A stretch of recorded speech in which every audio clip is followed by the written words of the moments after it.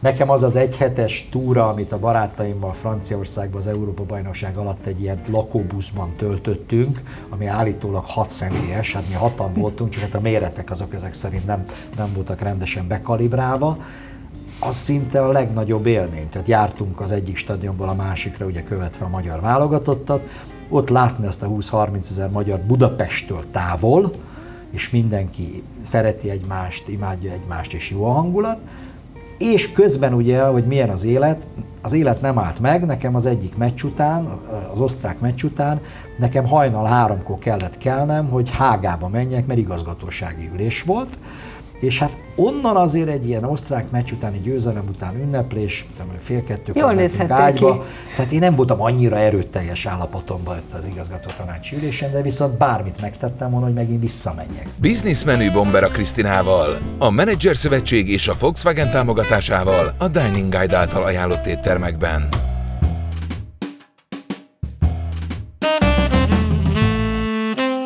Amikor azt kérdeztem tőled, hogy miért futottál be ekkora karrierévet, mint amekkorát? Te vagy ma Magyarországról a legmagasabb globális pozícióban lévő menedzser. Akkor beszéltünk azokról az emberi tulajdonságokról, soft skill-ekről, amelyek téged jellemeznek, amelyekre szükség van ehhez. De még nem beszéltünk azokról a szakmai finom szimatokról, ahogyan a kollégáid nevezték, amelyekben a megfelelő pillanatban tudtad, hogy mit kell csinálni. Ez mindennel így volt, vagy pedig volt olyan, amiben tévedtél, és nézzük meg, hogy mik voltak a legnagyobb sikerek is persze először. Hát engem ugye mindig érdekelt az, hogy ne azt játsszuk, amit a többiek játszanak. Tehát ugye én a focit is imádom, és úgy általában nem lehet nyerni, hogy valakinek ugyanaz a stratégiája, meg taktikája, mint az ellenfeleké. Tehát célszerű meg tudni azt, hogy mi az, amiben mi jók vagyunk. Én a kollégáimnak azt szoktam mondani, hogy ha nekem bárkivel versenyeznem kell, az biztos, hogy nem balettánc lesz, vagy ritmikus sportgimnasztika, mert viszonylag merev vagyok. Esetleg gulyáslevesedő versenyt tudok. A Michael Schumacherrel egyszer majdnem mi tartottunk is egy ilyet, mert ahhoz megvan a fizikumom, hogy a 100 kg fölött, és gyakorlatilag ebben a témakörben a verhetetlen kategóriába tartozom. Tehát ugyanez, ha valaki a Shell-nél dolgozik, akkor célszerű, vagy bármilyen vállalatnál célszerű tudni azt, hogy miben jó az adott vállalat. És ugye az én karrieremet az nyomta meg, hogy amiben a Shell jó volt, én arra rá tudtam erősíteni. Tehát itt Magyarországon, egy kis vállalatnál, ugye én láttam azt, hogy mi a Ferrarival dolgozunk együtt, láttam azt, hogy milyen üzemanyagokat gyártunk Hamburgban, a laboratóriumban, és ugye felmerült bennünk, hogy most miért nem kezdünk el egy olyan terméket árulni, ami a Ferrarinak ugye a versenybenzine. És ebből lett ugye a V-Power, amit V-Power nevet kapta, de hát gyakorlatilag azt a benzint tartottuk alapetalonnak, amit a Ferrarinak mi szállítottunk, és senkinek nem jutott eszébe. Sőt, sokan azt mondták, hogy ez nem jó ötlet, hiszen nagyon drága, igen, és a magyar legendásan árérzékeny, ahogy a közhely mondja. Ugye ez egy ilyen commodity, tehát egy olyan termék, ami ugye egy mindennapi termék, és azt gondolták, hogy ezt nem lehet differenciálni. Na most nekem erről az a vélem, hogy egy jó marketinges a Szaharában a homokot azt tudja differenciálni, és el tudja adni nagy tételben. Tehát az a jó marketing. Komoly kihívás. Komoly kihívás. Én mindig ezt mondom a kollégáimnak, hogyha a Shell-nél dolgoztok, akkor a marketing nem akkora kihívás, mert ugye nagyon-nagyon jó minőségű termékeket gyártunk. És pontosan ez volt a dolog, hogy ebben nagyon sokan nem hittek, de a kollégáinkkal mi hittünk benne, és úgy vezettük be, ugye, hogy akkor az iparágban sehol a világon ilyet nem csináltak, ugye egy nagyon jelentős ár prémiummal. És ez Magyarországon 1998-ban, tehát azt lehet elképzelni, hogy az emberek jöttek Zsigulival, és akkor mondtuk, hogy most ez 30 forint a drágább literenként, de a Schumacher is ezt vezeti. És ugye nagyon kevesen hittek benne, most már elárulhatom, ez a titok része, ezt még sosem mondtuk el, piackutatást is elvégeztünk. A piackutatás az azért volt egyértelmű, mert 100-ból 100 vásárló mondta, hogy nem hajlandó többet fizetni érte. Én akkor ezt a piackutatást így beraktam a fiókba, bezártam, és eldobtam a kulcsot, és mondtam, hogy ez ragyogó, jók a válaszok, jó a piackutatás. Ezt komolyan mondod. Igen, mert ugye ilyeneket nagyon nehéz kutatni. Tehát ha valaki megkérdezi a vásárlót, hogy hajlandó valaki, mit tudom, 30 forinttal, vagy hogyha mit tudom, egy zakóról van szó, mit tudom, 30 000 forinttal többet fizetni, viszonylag ritkán kapja azt a választ, hogy igen. Bizniszmenü Bombera Krisztinával, a Menedzser Szövetség és a Volkswagen támogatásával a Dining Guide által ajánlott éttermekben. Sose fogom elfelejteni, aznap, mikor bevezettük, akkor egy még most is meglevő televíziós társaságnál voltam bent reggel a műsorban, egy Ferraris kollégával, és csillogó szemmel mondtam, hogy ez gyakorlatilag ennyivel jobb, és Schumacher, és hogy ez ettől jobban gyorsul az autó, és minden, amit erről tudni kell. És utána, ugye erről beszéltünk már, kimentem a benzinkútra, és mint benzinkutas megpróbáltam értékesíteni az általunk kifejlesztett és kitalált hihetetlen jó ötletet.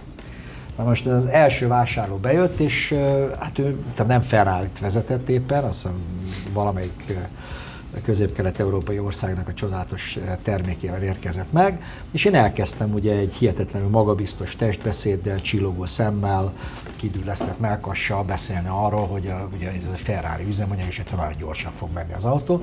Az ember rám nézett, és azt mondta, maga viccel velem? Ja, és mondtam, hogy egy picivel drágább, és aztán akkor volt 30 forinttal drágább, és a benzin került, nem 120-ba, tehát elég sokkal drágább volt. És így rám nézett a Pol, és látszott, hogy ez teljesen hülyének nézett. Azt mondja, micsoda? Azt mondja, nem, hát a rend van, de normális üzemanyagot is árulnak? Mondom, igen, akkor azt kérem.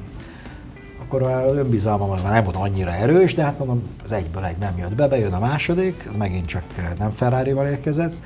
Megint ugyanez a történet, egy picivel talán bizonytalanabb a dolog, és a végén, amikor mondtam, hogy de egy picit drágább, azt, hogy egy kicsit erőteljesebben mondtam, mint kellett volna, és megint az ember rám nézett, és teljesen őrült neki.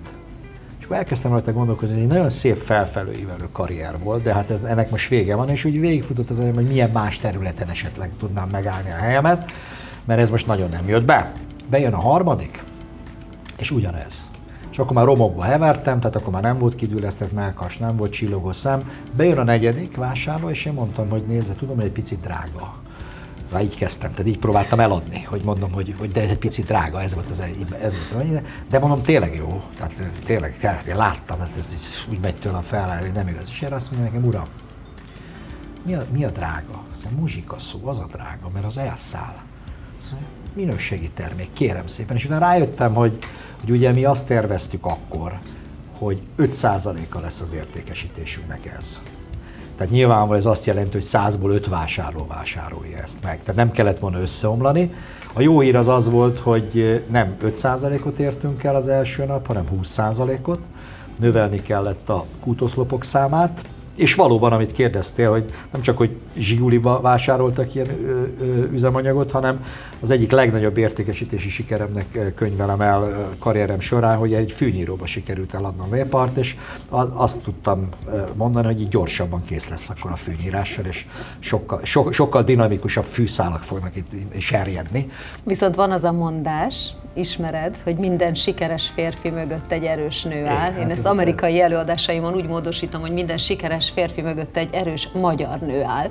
És ez általában igaz, a külügytől kezdve az amerikai irodalom és a showbiznisz képviselője. Valamilyen rokona, édesanyja, felesége volt, barátnője, biztos, hogy magyar, legalábbis sokuknak, azért ez persze közhely.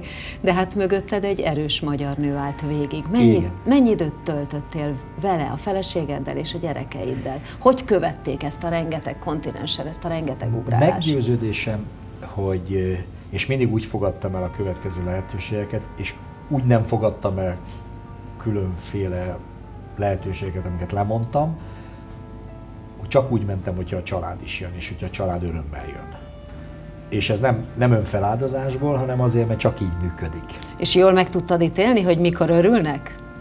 Én azt gondolom, hogy mondjuk azt láttam a feleségem, hogy nem volt annyira ellenére, hogy Fokvárosba jöjjön, tehát az jó volt, meg London is jó volt. Németországban ott már tényleg leültünk és megbeszéltük, hogy az egész családnak jó, ha együtt megyünk, hiszen akkor már Magyarországon éltünk egy pár évet. Hát meg ahogy nőnek a gyerekek, egyre erősebbek a gyökereik, igen, bárhol. De nagyon jót tett a családnak a német kiruccanás, ami gyakorlatilag sokkal hosszabbra sikeredett, mint amit terveztünk. Nagyon sok időt töltöttünk együtt. Tehát nagyon érdekes ez a nemzetközi élet. A kislányomtól kérdeztek, aki most 25 éves, mert kaptam egy európai díjat, és ott Londonban kérdezték a munkatársai, hogy akkor apád biztos se látott téged, mert ő egy ilyen top menedzser. És mondta a kislány, azt mondja, végig gondoltam, hogy apa mindig ott volt.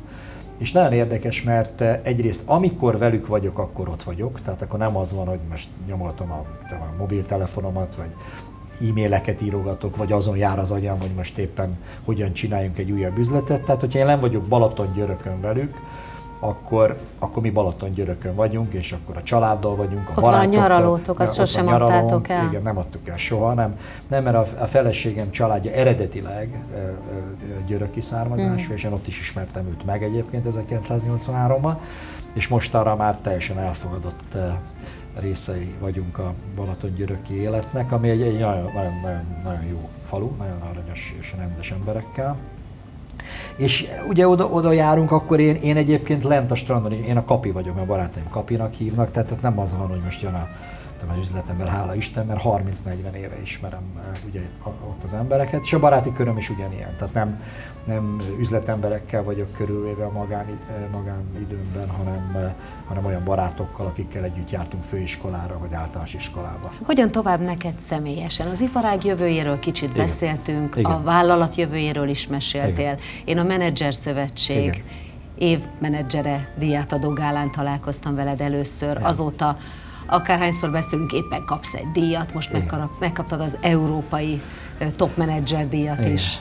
Helyén kell kezelni a dolgokat. Nagyon hosszú ideig ugye nem kaptam semmiféle különleges díjat, és nem is erről szól az egész.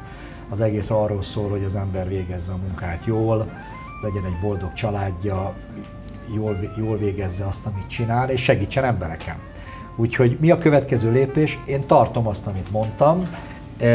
Az nem titok, hogy én mindig elmondtam, egyébként sajtóban is elmondtam, hogy mi az, amit szeretnék, de azt is elmondtam, hogy ha ez nem következik be, attól én még nem leszek boldogtalan ember. Egyáltalán. Mit szól a főnököd egyébként ahhoz, hogy azt tetszik neki, ő azt tudja. aspirálsz a helyére? Azt tudja. Tehát ő tudja, hát nyilvánvalóan tudja, hogy nem úgy aspirálok, hogy őt szeretném kifúrni, tehát én mondtam, hogy én lojális vagyok hozzá, de akkor, amikor ő elmegy, akkor én szeretnék csatába szállni azért az állásért, és ő ezt tudja, ezt támogatja. Komoly verseny van, gondolom már pont nagyon, ezért a pozíció. Nagyon, hát a karrier az, hogy jó életed legyen. Az a karrier, hogy élvezd, amit csinál, hogy megtaláld azt, amiben tényleg jó vagy, amit tényleg szeretsz csinálni, amiben sikeres tudsz lenni, és teljesen mindegy az, hogy az milyen pozíció a végén, és szinte egy bizonyos idő után, ahogy te is említetted, hát nyilvánvalóan már nem a pénz határozza meg, hogy most a fizetés 5%-kal vagy 10%-kal több. És én mindenkinek ugye a vállalatnál is azt tanácsolom, illetőleg akit mentorálok, akit segítek, hogy ne úgy válasszam következő állás lehetőséget, hogy mi néz ki jobban a CV-jén, vagy mi az, ami a szakértők szerint neki megfelelne, mert a szakértők egy dolgot nem tudnak és nem ismernek. Az pedig az egyén. Hiszen magunkat ismerjük legjobban, és mi tudjuk azt, hogy mi a gyengénk, mi az erősségünk, miben lehetünk jók. Mitől van az, hogy reggel felkelek, és energikusan megyek, és csinálom, és imádom, és akkor is, ha nem aludtam 2 órát, és hát gondolom, te őket ugyanilyen a szakmár ilyen szempontból, ha az ember ezt nem szereti, akkor ezt nem csinálja. Ha viszont szereti, akkor belülről jön egy olyan energia, ami ilyet. Tehát tőlem kérdezik, főleg Ázsiában, hogy honnan van az, hogy nem látnak fáradtan. Tehát megérkezem, és akkor ilyen kirobbanó energiával beszélgetek olyan emberekkel, akik most fele annyi idősek, mint én. És emlékszel, a beszélgetés elején volt, hogy 2-szer annyi idősek, mint én. És én mondtam, én emlékszem arra az időszakra, amikor mindenki 2-szer annyi idős volt. Ez nem azért van, mert én a világ legegészségesebb életmódját csinálom, hanem mert azért van, mert olyan emberekkel tudok együtt dolgozni, akiket szeretek, és olyan munkát végzek, ami izgalmas. Ebben a beszélgetés sorozatban csupa olyan menedzserrel és üzletemberrel beszélgetünk, akik hasonló kvalitásokkal rendelkeznek ebből a szempontból, amivel most ezt a beszélgetést veled befejeztem. Ki az, akivel legközelebb beszélgessek? Ki jut eszedbe, akit ajánlanál? Hát ez hála Istennek nem egy nehéz kérdés. Tényleg? Nem egy nehéz kérdés, mert ugye számomra olyan nagy megtiszteltetés volt az év üzleti menedzsere címet megkapni a Menedzser Szövetségtől, de ami számomra az egyik legpozitívabb élmény volt a díjátadó során, az a fiatalember, aki... Ki ne mond? Aki... Csak írd le nekem. Neve ide fog kerülni. Nem hagytam, hogy befejezd.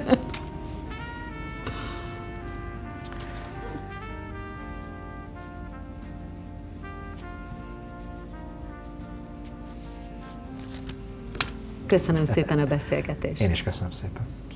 Bizniszmenü Bombera Krisztinával, a Menedzser Szövetség és a Volkswagen támogatásával a Dining Guide által ajánlott éttermekben.